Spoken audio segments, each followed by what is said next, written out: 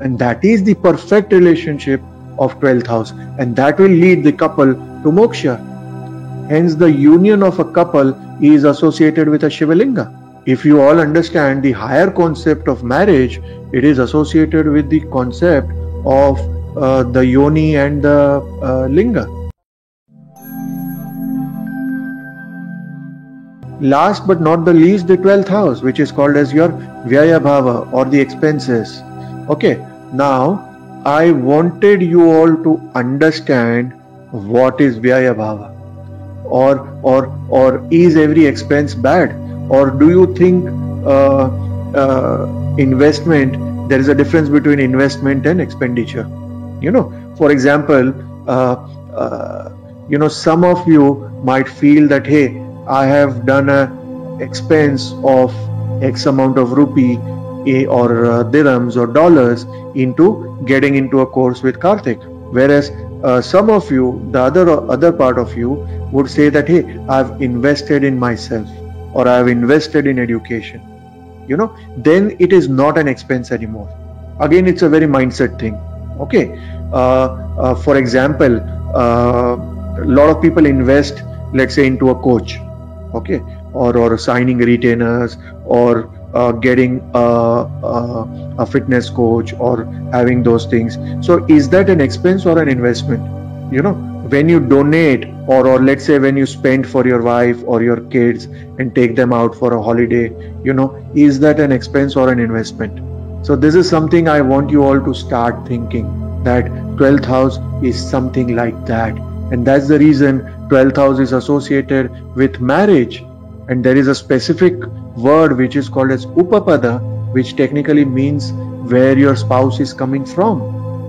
And why do we look at the 12th lord for Upapada? Is because Upapada Lagna is telling you that, hey, relationship or the relationship between husband and wife is not about give and take. It is all about giving and giving. You understand? That's why I told you the 7th house is more of business. That, hey, I'm your husband, I will, bring in the money, you bring in the good food, and, you make me happy in the bed, and, that is your job and this is my job. It almost looks like a negotiation.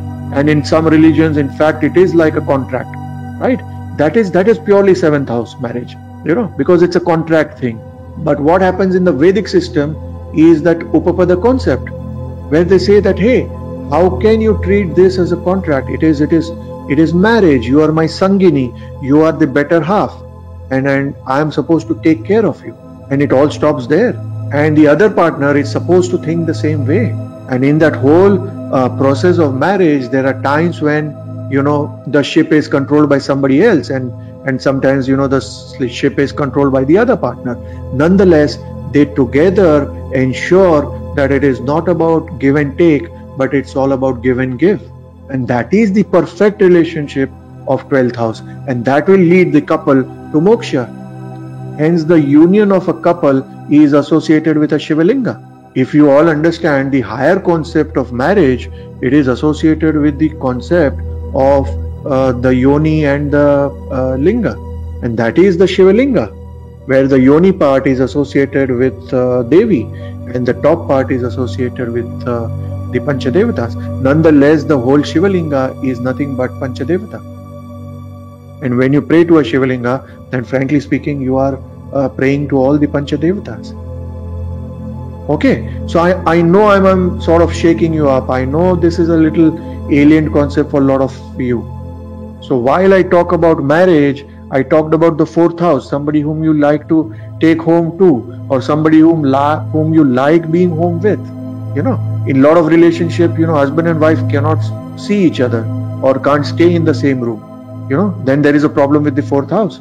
But sometimes, the relationship is so beautiful that, they are not talking to each other, probably doing their own work, but just that aura or just that energy in that room is so positive because the partners are together, probably doing each other's work, not even talking for 2 hours, 3 hours, but yet you can see that binding or that togetherness is so strong because it is connected to the 12th house of giving and giving, and it's all about what I can do for you.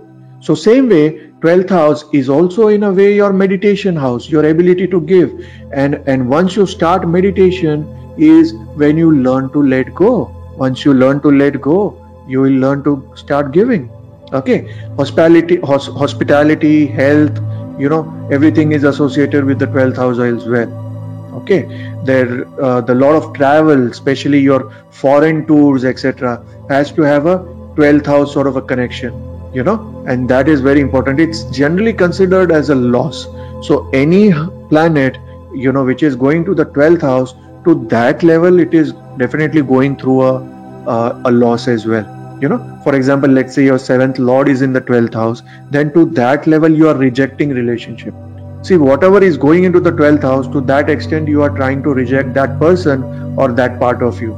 So either you are not very, very positive towards money or wealth, or you are somebody who is sort of rejecting relationship. And a lot of times you don't understand. Okay, when 10th lord is in the 12th house, then every time, where people feel that you are almost now strong with your job, you end up leaving the job or you are kicked out.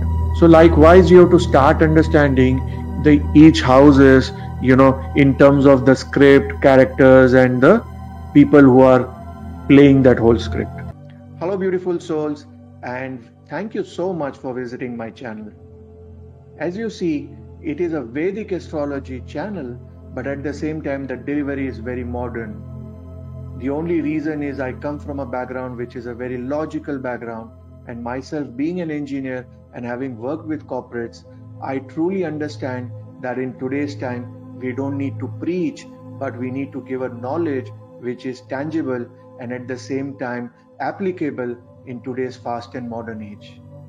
We churn out a content which is of great use and, more importantly, something that can benefit you in your day-to-day decision making. To ensure you don't miss out on those content, ensure to subscribe to our channel and click on the bell icon, so whenever we premiere a video or whenever there is a special webinar which is happening, you'll be the first ones to know. Look forward, and this is a journey which we all have to together ensure that we do well. So do subscribe to the channel, and there are links below to ensure that you can stay in touch with us via our social media platforms as well. I highly encourage you to look at our other videos, especially the various conferences we have done, to get a knack of the level at which we teach and learn.